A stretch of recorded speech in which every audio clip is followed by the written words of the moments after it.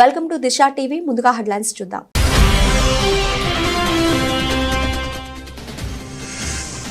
సత్యనాథులను కలిసిన సీఎం రేవంత్ రెడ్డి, మంత్రులు రాష్ట్ర ప్రభుత్వ ప్రాజెక్టులో భాగస్వాములమవుతామని వెల్లడించిన Microsoft chairman CEO.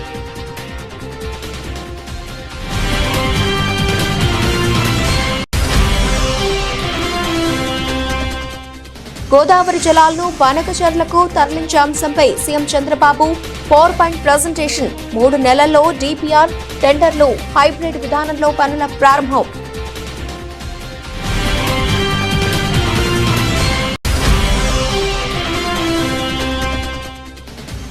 Rajanna Sircilla జిల్లా వ్యాప్తంగా విస్తృతంగా వాహన తనిఖీలు, డ్రంక్ అండ్ డ్రైవ్ తనిఖీలు.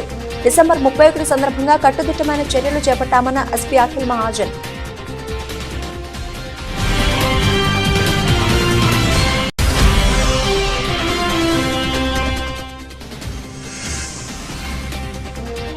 ప్రజాభిప్రాయానికి తగ్గట్టే రాష్ట్రంలో పాలన సాగుతుంది. ఆర్టీజీఎస్ సమక్షంలో ముఖ్యమంత్రి చంద్రబాబు వెల్లడి.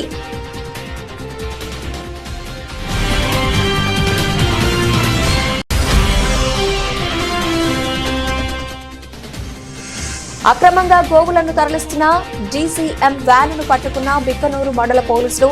పరారీలో డ్రైవర్లు, ఇతర సిబ్బంది.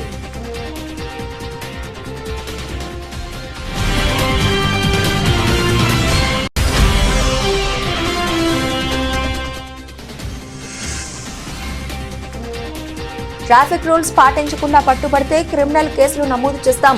యువతను హెచ్చరించిన సిద్దిపేట ట్రాఫిక్ ఏసీపీ సుమన్ కుమార్.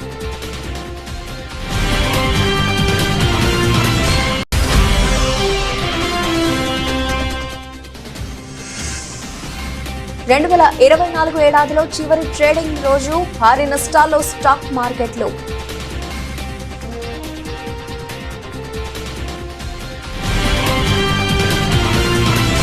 హైదరాబాద్ వచ్చిన మైక్రోసాఫ్ట్ చైర్మన్ సీఈఓ సత్యనాథులను సీఎం రేవంత్ రెడ్డి, మంత్రులు దుద్దిల శ్రీధర్ బాబు, ఉత్తమ్ కుమార్ రెడ్డి, రాష్ట్ర ప్రభుత్వ ప్రధాన కార్యదర్శి శాంతికుమారి, ఐటీ పరిశ్రమల శాఖ ప్రత్యేక ప్రధాన కార్యదర్శి జయేష్ రంజన్లు ఆయన నివాసంలో మర్యాదపూర్వకంగా కలిశారు.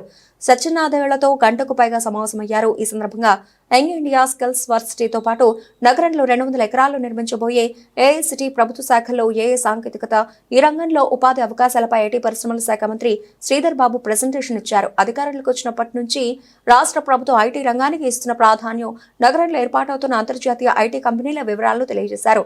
రాష్ట్ర ప్రభుత్వ ప్రణాళికలను సత్యనాథుల ప్రశంసించారు. ఉపాధి అవకాశాలు పెంచడంలో స్కిల్స్ వర్సిటీ తెలంగాణను మరో స్థాయికి తీసుకెళ్తుందన్నారు.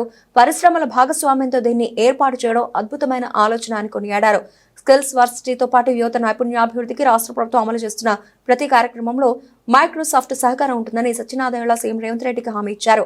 అనంతరం సీఎం రేవంత్ రెడ్డి మాట్లాడుతూ హైదరాబాద్ లో ఏర్పాటైన తొలి సాంకేతిక సంస్థలో మైక్రోసాఫ్ట్ ఒకటని, ప్రస్తుత నగరంలో 10,000 మందికి పైగా ఉపాధి కల్పిస్తోందని అన్నారు. రాష్ట్రంలో 600 మెగావాట్ల సామర్థ్యం కలిగిన డేటా సెంటర్లోనూ మైక్రోసాఫ్ట్ పెట్టుబడి పెట్టిందన్నారు.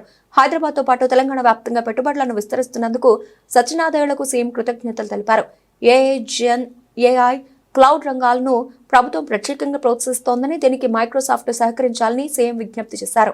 గోదావరి జలాలను బనకచెర్లకు తరలించి తెలుగు తల్లికి జలహారతి ఇవ్వడం తన జీవితాశయమని, ఇది పూర్తయితే ఏపీకి గేమ్ చేంజర్ అవుతుందని ముఖ్యమంత్రి చంద్రబాబు నాయుడు అన్నారు. చరిత్ర తిరగరాసే ఈ ప్రాజెక్టు పూర్తయితే రాష్ట్రంలో కరువు అనే మాట వినపడదన్నారు. నదుల అనుసంధానంతో భావితరాలకు నీటి సమస్య ఉండదని చెప్పారు.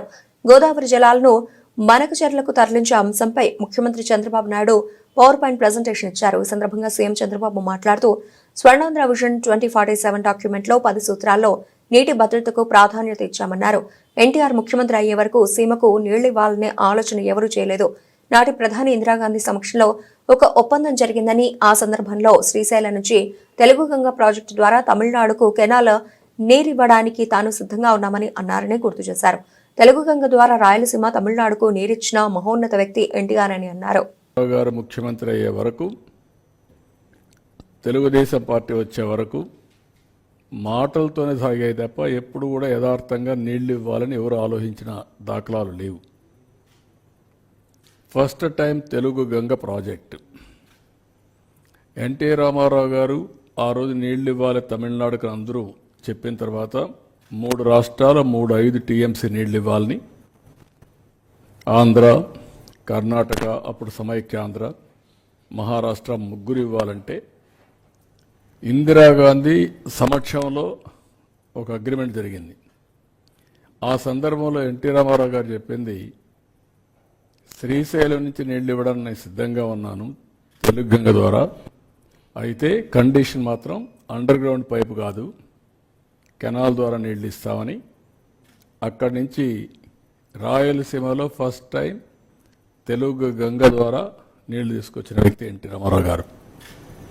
ఈరోజు ఏ ప్రాజెక్టులైనా మీరు తీసుకుంటే అటు తెలంగాణ కానీ మిగిలిన రాష్ట్రంలో కానీ 90% ఆఫ్ ది ప్రాజెక్ట్స్ తెలుగుదేశమే స్టార్ట్ చేసాం, తెలుగుదేశం పార్టీనే పూర్తి చేస్తున్నాం. గండికోట కావచ్చు, లేకుంటే సోమశిల కావచ్చు, కందలేరు కావచ్చు. సోమశిల అయితే ఎక్స్పాన్షన్ ఎన్టీ రామారావు గారు పెట్టింది. ఇలాంటి అనేక ప్రాజెక్ట్స్, లిఫ్ట్ ఇరిగేషన్లు కానీ ప్రాజెక్ట్స్ కానీ ఇవన్నీ ఆ రోజు చేశాం. తర్వాత 2014 బైఫర్కేషన్ సమయంలో కాంగ్రెస్ పార్టీ పోలవరాన్ని నేషనల్ ప్రాజెక్టుగా పెట్టడం. అప్పుడు నేను కూడా ఆలోచించిన తర్వాత ఆ రోజు కూడా మీరు చూస్తే మేజర్ డెసిషన్ తీసుకొచ్చాం.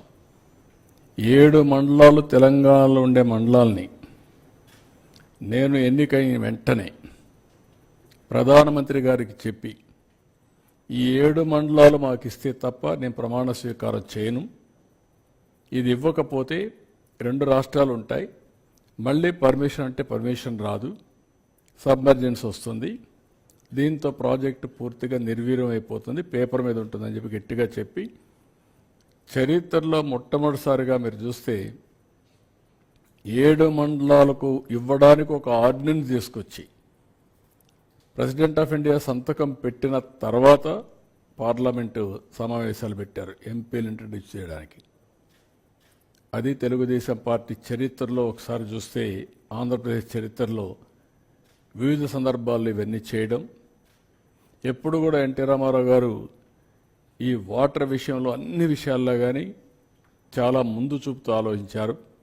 అదే మరి తెలుగుదేశం తర్వాత నేను కూడా అనేక ప్రాజెక్టులు, వెల్లుగొండ ప్రాజెక్టు కూడా నేనే ఫౌండేషన్ వేశాను.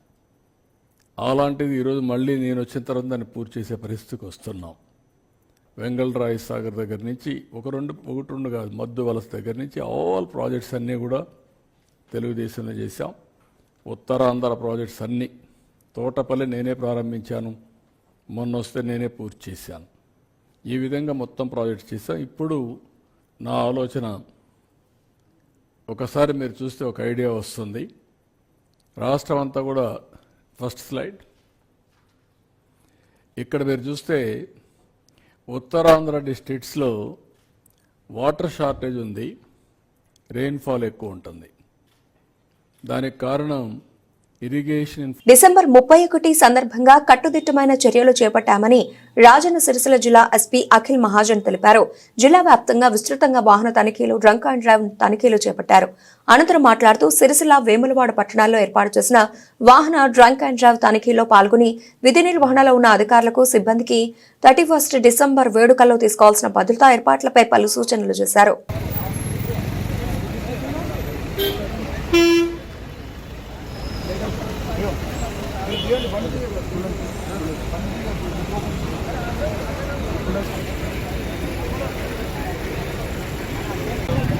రేపు అంటే ఈరోజు అంటే రేపు 31 నైట్ కోసం మనం గట్టిగా బందోబస్తు ఏర్పాటు చేశాము.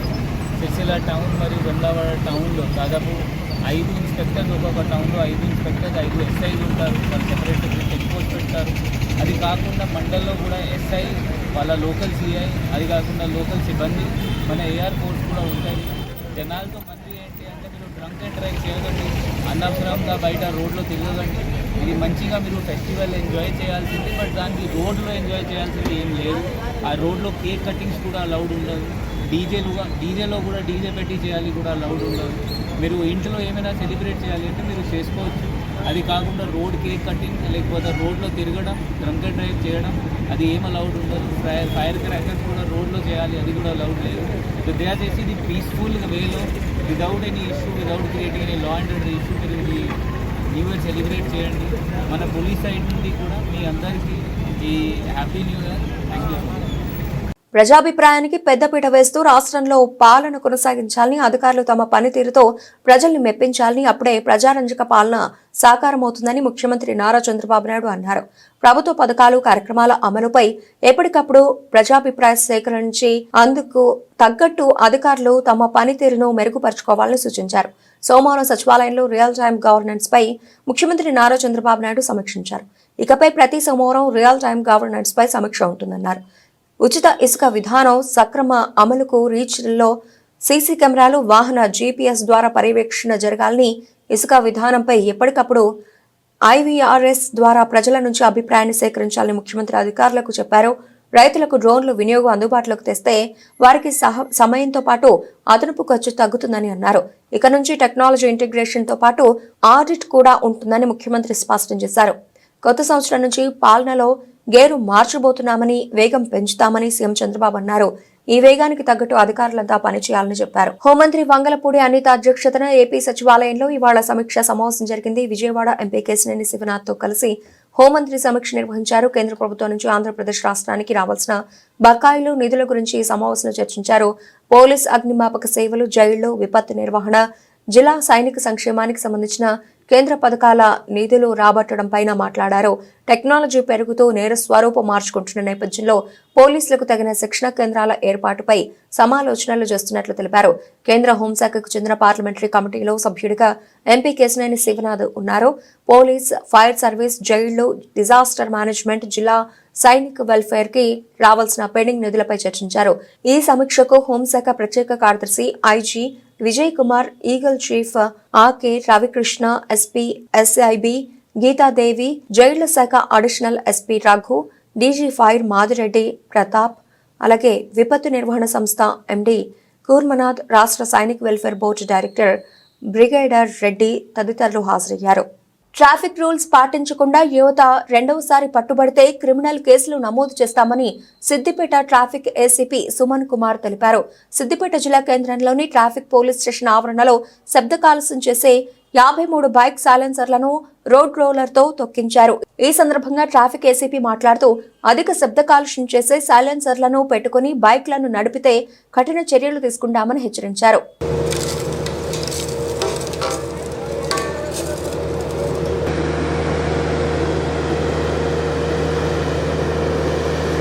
గత కొంతకాలంగా యూత్ ఈ సైలెన్సర్లు ఫిట్ చేసుకొని సౌండ్ పొల్యూషన్ క్రియేట్ చేస్తూ స్పీడ్గా వెళ్తూ క్రమశిక్షణ రహితంగా తర్వాత ఈ ట్రాఫిక్ రూల్స్ పాటించకుండా వెళ్తున్నటువంటి యూత్పై స్పెషల్ డ్రైవ్ నిర్వహించి 53 సైలెన్సర్లను పట్టుకోవడం జరిగింది. దాంట్లో భాగంగా వాళ్ళ మీద కేసులు కూడా బుక్ చేయడం జరిగింది. తర్వాత ఆ సైలెన్సర్లను తీసి 53 సైలెన్సర్లను ఈరోజు సిద్దిపేట ట్రాఫిక్ పోలీస్ స్టేషన్ పరిధిలో ఇక్కడ ధ్వంసం చేయడం జరిగింది. అయితే ముఖ్యంగా యూత్ గమనించవలసింది ఏంటంటే ఈ సైలెన్సర్లను పెట్టుకొని ఆనందంగా స్పీడ్గా వెళ్తూ ప్రమాదాలకు గురై చాలామంది చనిపోవడం జరుగుతుంది. వితౌట్ హెల్మెట్ లేకుండా నడపడం, తర్వాత అత్యంత స్పీడ్గా నడపడము, తర్వాత ఈ సైలెన్సర్ను ఒకటి ఫిట్ చేసుకొని ఆనందంగా వెళ్తున్నాం అనుకుంటారు కానీ వాళ్ళ కుటుంబాల్లో విషాదాన్ని నింపుతూ ఎంతోమంది చనిపోతున్నారు. కాబట్టి ఈ విషయాన్ని గ్రహించాలి. ముఖ్యంగా మేము రాబోయే రోజుల్లో సిద్దిపేట పట్టణంలో ఎవరైతే రెండోసారి కూడా దొరికితే వాళ్ళ మీద క్రిమినల్ కేసులు కూడా బుక్ చేస్తాము. అంతేకాకుండా ఆ బండి కూడా సీజ్ చేయడం జరుగుతుంది. తర్వాత విద్యార్థులు ముఖ్యంగా గమనించాల్సింది ఏంటంటే ఒకసారి క్రిమినల్ కేసులు బుక్ అయితే వాళ్ళ ఫ్యూచర్ కూడా చదువులో కూడా తర్వాత ఉద్యోగ విషయంలో కూడా చాలా ప్రాబ్లమ్స్ ఎదురవుతాయి. కాబట్టి చాలామంది యూత్ గ్రహించాలి. ముఖ్యంగా తల్లిదండ్రులు కూడా ఇటువంటి వారి పట్ల జాగ్రత్తగా ఉండాలి. తల్లిదండ్రులు హెచ్చరిస్తే పిల్లలు మారే అవకాశం ఉంటుంది. కాబట్టి ముఖ్యంగా తల్లిదండ్రులు కూడా ఈ విషయాన్ని గ్రహించి పిల్లలను చక్కటి దారిలో నడిపించాలని కోరుకుంటున్నాను. రోడ్ రోలర్తో తొక్కించడం జరిగింది. వాటిని తర్వాత కూడా ఇటువంటి స్పెషల్ డ్రైవ్ నిర్వహించడం జరుగుతుంది. విద్యార్థులకు చెల్లించవలసిన 3,580 కోట్ల ఫీజు రియంబర్స్మెంట్ తక్షణమే చెల్లించాలని వైసీపీ నేత దేవినేని అవినాష్ డిమాండ్ చేశారు. పీజీ చేసేందుకు విద్యార్థులకు ఆటంకంగా ఉన్న 77 జీవోను తక్షణమే రద్దు చేయాలని వారు డిమాండ్ చేశారు. ఎన్నికలకు ముందు ఎన్డీఏ ప్రభుత్వం విద్యార్థులకు చేసిన వాగ్దానాలను తక్షణం అమలు చేయాలన్నారు. గాంధీనగర్ అలంకార్ సెంటర్ ధర్నా చౌక్లో విద్యార్థులకు బకాయి ఉన్న ఫీజు రియంబర్స్మెంట్ ను తక్షణమే చెల్లించాలని విద్యా సంఘాల ఆధ్వర్యంలో విద్యార్థులు ధర్నా చౌక్లో నిరసన కార్యక్రమం నిర్వహించారు. ఈ సందర్భంగా వైసీపీ నేత దేవినేని అవినాష్ వారికి నిమ్మన సంచి దీక్షను విరమింపజేశారు. ఈ సందర్భంగా ఆయన మాట్లాడుతూ ఎన్డీఏ ప్రభుత్వం అధికారంలో లేనప్పుడు ఒక మాట, అధికారంలో ఉన్నప్పుడు మరొక మాట మాట్లాడడం మంచిది కాదన్నారు. నెల రోజుల వ్యవధిలో విద్యార్థుల సమస్యలు పరిష్కరించకపోతే విద్యార్థుల సంఘాల ఆధ్వర్యంలో పోరాట ఉధృతం చేస్తామన్నారు. వైఎస్ఆర్ అనుబంధ సంస్థ అధ్యక్షుడు రవిచంద్రన్ మాట్లాడుతూ విద్యార్థులను మోసగించడం ఎన్డీఏ కూటమికి తగదన్నారు. ఎన్టీఆర్ జిల్లా అధ్యక్షుడు మహేష్ మాట్లాడుతూ విద్యార్థుల సహనాన్ని రాష్ట్ర ప్రభుత్వం పరీక్షించొద్దన్నారు. విద్యార్థులకు చెల్లించవలసిన బకాయిలను తక్షణమే చెల్లించాలని ఆయన డిమాండ్ చేశారు. ఈరోజు కూటమి ప్రభుత్వం ఆధ్వర్యంలో ఏదైతే ఫీజు రియంబర్స్మెంట్ బకాయిలు చెల్లించకుండా లక్షలాది మంది విద్యార్థులు ఇబ్బంది పడుతున్నారో వాళ్ళకి మద్దతుగా, వాళ్ళకి తోడుగా ఈరోజు విద్యార్థి లోకం వైఎస్ఆర్సీయూ కానివ్వండి, ఏఎస్ఎఫ్ కానివ్వండి, ఒక రాష్ట్ర అధ్యక్షులు, రాష్ట్ర కార్యదర్శులు, రాష్ట్ర నాయకులు అందరూ గారు ఈరోజు విద్యార్థి లోకం అందరూ గారు విద్యార్థులకి అండగా కూటమి ప్రభుత్వానికి వ్యతిరేకంగా ఫీజు రియంబర్స్మెంట్ బకాయిలు వెంటనే చెల్లించాలని చెప్పని ఈరోజు మా అధ్యక్షుడు రవిచంద్ర గారు కానివ్వండి, ఏఎస్ఎఫ్ అధ్యక్షులు వారు కానివ్వండి, మా వైఎస్ఆర్సీయూ నాయకులు కానివ్వండి, ఏఎస్ఎఫ్ నాయకులు కానివ్వండి, మిగిలిన విద్యార్థి సంఘాలు అందరితో కలిసి గట్టిగా ఈరోజు నిరాహారదీక్ష కార్యక్రమం చేపట్టడం జరిగింది. ఈరోజు మేము ఒకటే కోరుకుంటున్నాం, ఏదైతే కూటమి ప్రభుత్వం అధికారంలోకి వచ్చే ముందు ఎన్నికల సమయంలో చంద్రబాబు నాయుడు కానివ్వండి, పవన్ కళ్యాణ్ కానివ్వండి, లేకపోతే నారా లోకేష్ కానివ్వండి, బీజేపీ పార్టీ కానివ్వండి, ప్రతి ఒక్కరి గారా మేము సూపర్ 6 హామీలు అమలు పరుస్తాం, లేకపోతే ఫీజు రియంబర్స్మెంట్ బకాయిలు మేము ఏదో చెల్లిస్తాము, విద్యార్థులు చదువులకు ఎటువంటి ఇబ్బంది లేకుండా మేము చేసుకుంటూ ముందుకు వెళ్తామని చెప్పిన ఒక అబద్ధ హామీలతో ఈరోజు గద్దెనెక్కి పవర్లోకి వచ్చి ఏ ఒక్క హామీ గారు అమలు చేయకుండా, ఏ ఒక్క సంక్షేమ పథకం అమలు చేయకుండా, ఏ ఒక్క విద్యార్థులకి ఫీజు రియంబర్స్మెంట్ కానివ్వండి, తల్లికి వందనం కానీ అందించకుండా ఈరోజు రాష్ట్ర ప్రజానీకాన్ని మోసం చేసే విధంగా ఈరోజు కూటమి ప్రభుత్వం వ్యవహరిస్తుంది. ఈరోజు దాన్ని మేమందరం గారు అన్ని పార్టీలు గారు తీవ్రంగా ఖండించి కలిసికట్టుగా ఐకమత్యంగా కూటమి ప్రభుత్వం పైన పోరాటం చేసి రాబోయే రోజుల్లో ఏ హామీలు అయితే వాళ్ళు అమలు చేశారో, ఏ హామీలు అయితే వాళ్ళు చెప్పారో, ఏ హామీలు అయితే వాళ్ళు ఇచ్చారో అవి అమలు పరిచే విధంగా ఈరోజు మేమందరం గారు కలిసికట్టుగా ముందుకు వెళ్తామని చెప్పని, ప్రజానీకానికి అండగా, ప్రజానీకానికి మద్దతుగా ముందుకు వెళ్తామని చాలా సంతోషం. ఈరోజు విద్యార్థులు అందరూ గారు కలిసికట్టుగా, ఎందుకంటే ఏ ఉద్యమం ప్రారంభించే ఉద్యమంలో విద్యార్థులు కనుక ఆ ఉద్యమంలో తోడైతే తప్పకుండా ఆ ఉద్యమం విజయవంతం అవుతుంది. ఈరోజు ఫీజు రియంబర్స్మెంట్ చెల్లింపులు జరపాలి అని చెప్పని ఈరోజు విద్యార్థులు కొంతగా ఐకమత్యమైంది.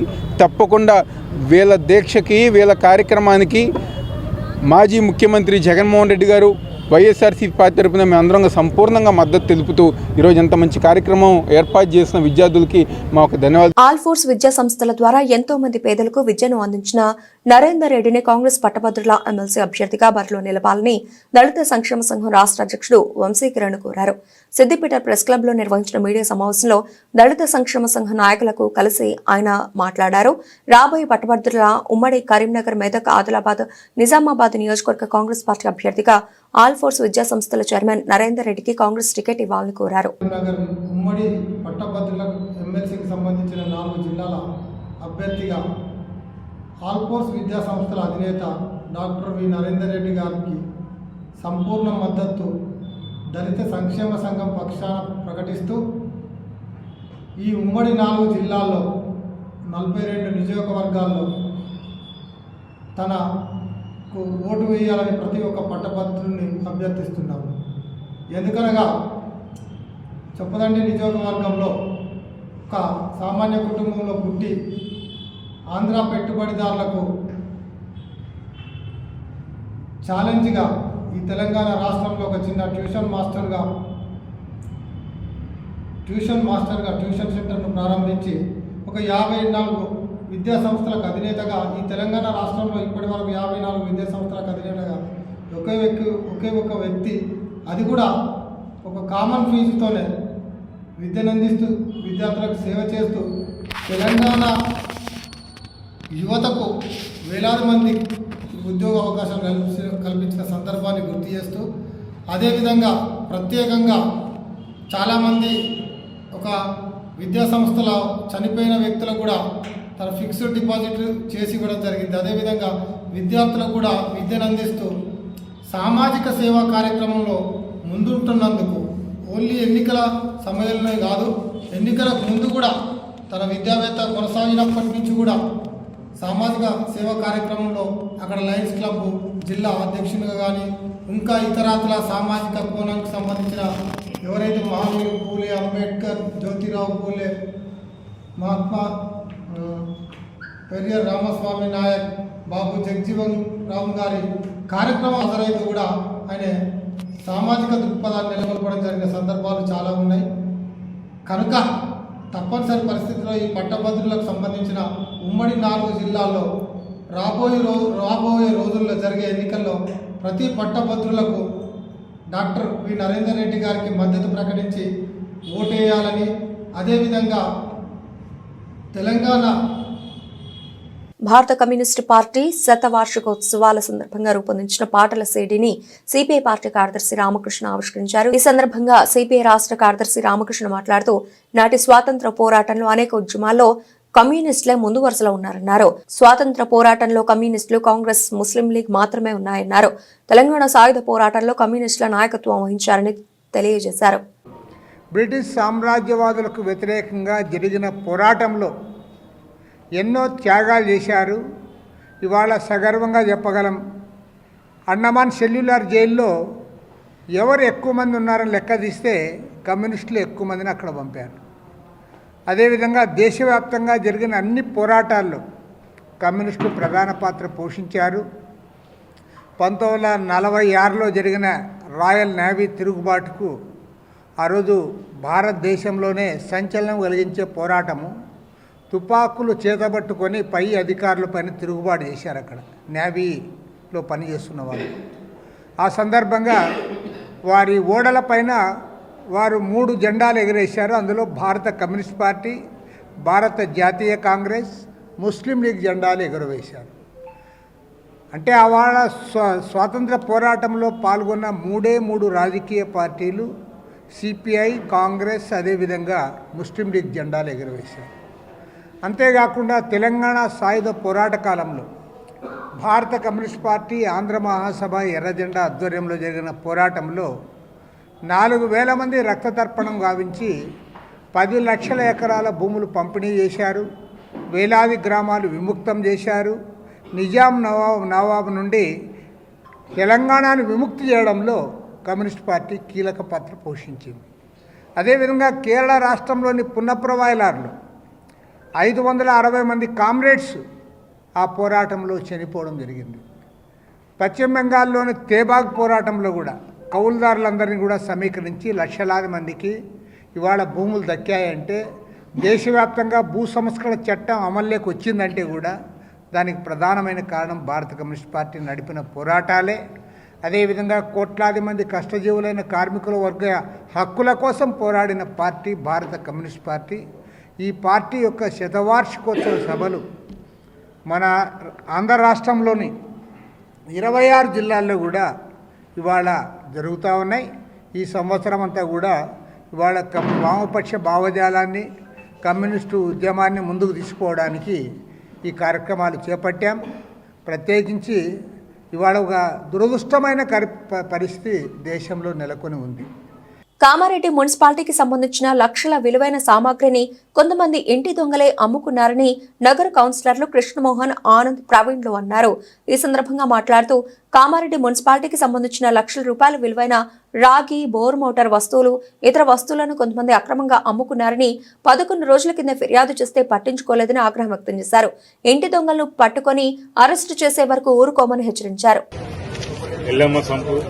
గుర్రమత్తడి, గడి water tank, MBR filter bed, ఏవైతే 4 స్థలాలు కామారెడ్డి ప్రజలకు నీళ్లు అందించట్లో అందుబాటులో ఉంటాయో వాటి దగ్గర ఉన్నటువంటి లక్షల విలువ చేసే స్క్రాప్ వస్తువులు, కండెమ్డ్ మోటార్లు కావచ్చు, పాడైన మోటార్లు,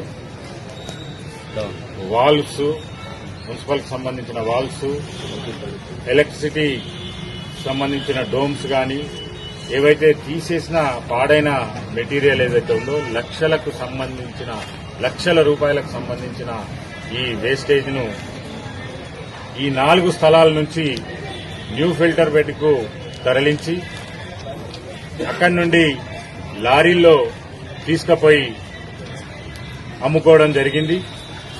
దీని విషయంలో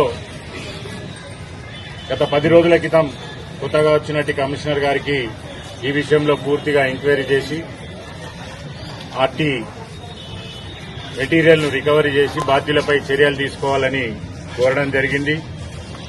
కానీ ఇప్పటి వరకు ఆ విషయంలో ఎటువంటి చలనం లేదు, స్పందన లేదు. మరి రాజకీయ నాయకుల ఒత్తిళ్ల వలన దేనికో అర్థం కావడం లేదు. గతంలో కూడా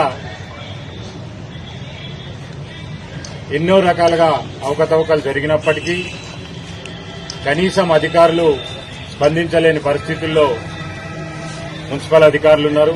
ఇప్పటికైనా గౌరవ కలెక్టర్ గారు చొరవ తీసుకొని ఈ విషయంలో వెంటనే స్పందించి ఇటువంటి అక్రమాలపై నిజ నిజాలు తేల్చి దోషులను శిక్షించవలసిందిగా డిమాండ్ చేస్తున్నాం.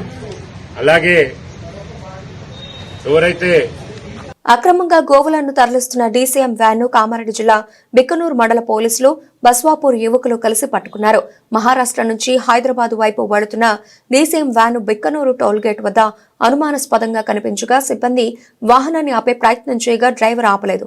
వెంటనే పోలీసులకు బస్వాపూర్కి చెందిన యువకులకు సమాచారం అందించారు సిబ్బంది. దీంతో పోలీసులు యువకులు గోవులను తరలిస్తున్న డీసీఎం వాహనాన్ని పట్టుకున్నారు. డీసీఎంలో 14 ఆవులు 20 ఎద్దులు ఉన్నట్లు గుర్తించారు. డ్రైవర్లు ఇతర సిబ్బంది పారిపోయినట్టు పోలీసులు వెల్లడించారు. ఈ రోజుతో 2024 ముగుస్తోంది. రేపు కొత్త సంవత్సరం ప్రారంభమవుతోంది. ఏడాది చివరి రోజున దేశీయ స్టాక్ మార్కెట్లు భారీ నష్టాల్లో కొనసాగుతున్నాయి. ఈ ఉదయం నష్టాలతో ట్రేడింగ్ ప్రారంభమైంది. అంతర్జాతీయంగా బలహీన సంకేతాల కారణంగా సూచీలు ఒత్తిడికి గురవుతున్నాయి. ఉదయం 1:28 సమయంలో సెన్సెక్స్ 413 పాయింట్ల నష్టంతో 77,809 పాయింట్లకు పడిపోయింది. నిఫ్టీ 117 పాయింట్లు కోల్పోయి 23,512 వద్ద ట్రేడ్ అవుతోంది. బీఎస్ఈ సెన్సెక్స్ లో Tech Mahindra, TCS, Infosys, Zomato, HCL Technologies, Bharti Airtel, Bajaj Finance, IndusInd Bank, ICICI Bank, Adani Ports, Bajaj Finserv తదితర కంపెనీలు టాప్ లూజర్లుగా ఉన్నాయి. బులెటిన్ ముగించే ముందు హెడ్లైన్స్ మరోసారి.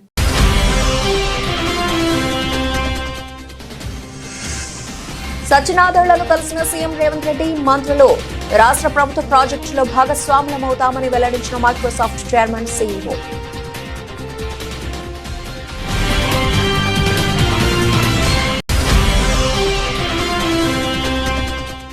గోదావరి జలాలను బనకచెర్లకు తరలించే అంశంపై CM Chandrababu power point presentation. 3 నెలల్లో డీపీఆర్, టెండర్లు, హైబ్రిడ్ విధానంలో పనుల ప్రారంభం.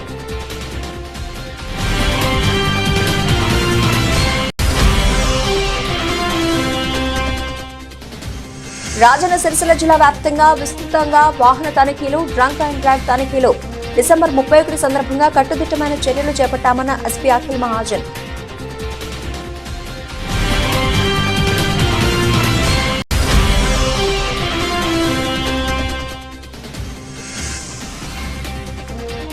ప్రజాభిప్రాయానికి తగ్గట్టే రాష్ట్రంలో పాలన సాగుతుంది. ఆర్టీజీఎస్ సమక్షంలో ముఖ్యమంత్రి చంద్రబాబు వెల్లడి.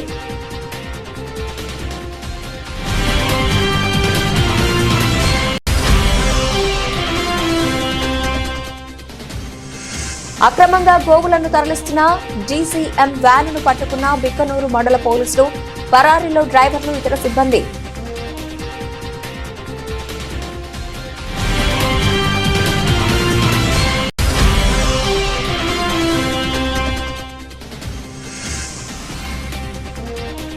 ట్రాఫిక్ రూల్స్ పాటించకుండా పట్టుబడితే క్రిమినల్ కేసులు నమోదు చేస్తాం. యువతను హెచ్చరించిన సిద్దిపేట ట్రాఫిక్ ఏసీపీ సుమన్ కుమార్.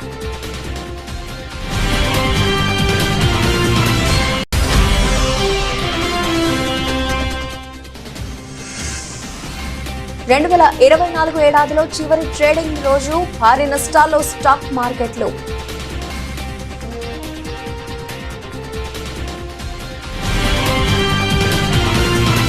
ఇది ఇప్పటివరకు నబల్సిన అప్డేట్స్. మరిన్ని అప్డేట్స్ తో మళ్ళీ కలుద్దాం. అంతవరకు సెలవు. నమస్తే.